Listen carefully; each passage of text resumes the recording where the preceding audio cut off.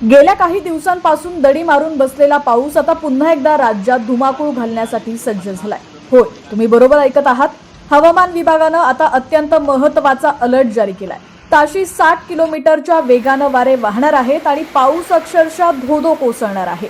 तुमच्या जिल्ह्यात पावसाची काय स्थिती असणार, कोणता अलर्ट दिलाय, हे सर्व आपण आजच्या या सविस्तर रिपोर्टमध्ये पाहणार आहोत। व्हिडिओ शेवटपर्यंत नक्की पहा, कारण यात तुमच्या जिल्ह्याची ही महत्त्वाची अपडेट असू शकते। सर्वात मोठी बातमी आहे कोकण आणि मुंबईकरांसाठी। हवामान विभागानं कोकण किनारपट्टी आणि घाटमाथ्यावर जोरदार पावसाचा इशारा दिलाय।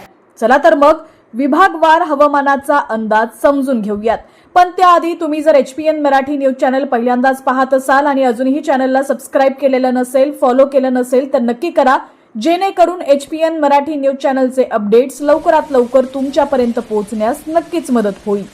तर सर्वात मोठी बातमी आहे कोकण आणि मुंबईकरांसाठी। येत्या 2 दिवसात मुंबई, ठाणे आणि रायगड जिल्ह्यासाठी हवामान विभागानं ऑरेंज अलर्ट जारी केलाय। इथं जोरदार ते मुसळधार पाऊस कोसळण्याची शक्यता आहे, तर पालघर आणि रत्नागिरी जिल्ह्यांना येलो अलर्ट देण्यात आलाय। विशेष म्हणजे या भागात ताशी 50 ते 60 किलोमीटर वेगाने वारे वाहण्याची शक्यता आहे। त्यामुळे किनारपट्टीवरील नागरिकांनी विशेष खबरदारी घेणं आवश्यक आहे। पश्चिम महाराष्ट्रातील पुणे, अहिल्यानगर, सातारा, सांगली, कोल्हापूर आणि सोलापूर जिल्ह्यात हलक्या ते मध्यम पाऊस पडण्याची शक्यता आहे। मात्र घाटमाथ्यासाठी विशेष धोक्याचा इशारा आहे। पुण्याच्या घाटमाथ्यासाठी ऑरेंज अलर्ट, तर साताऱ्याच्या घाटमाथ्यासाठी येलो अलर्ट देण्यात आलाय। या भागात मुसळधार पाऊस होऊ शकतो। उत्तर महाराष्ट्रातील धुळे, नंदुरबार आणि जळगावमध्ये हलक्या ते मध्यम पावसाचा अंदाज आहे।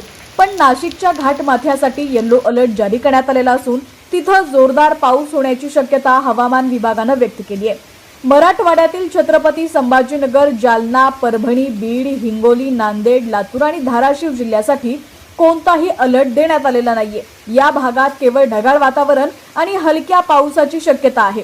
अद्याप समाधानकारक पाऊस न झाल्यानं इथला शेतकरी चांगल्या पावसाच्या प्रतीक्षेतच आहे।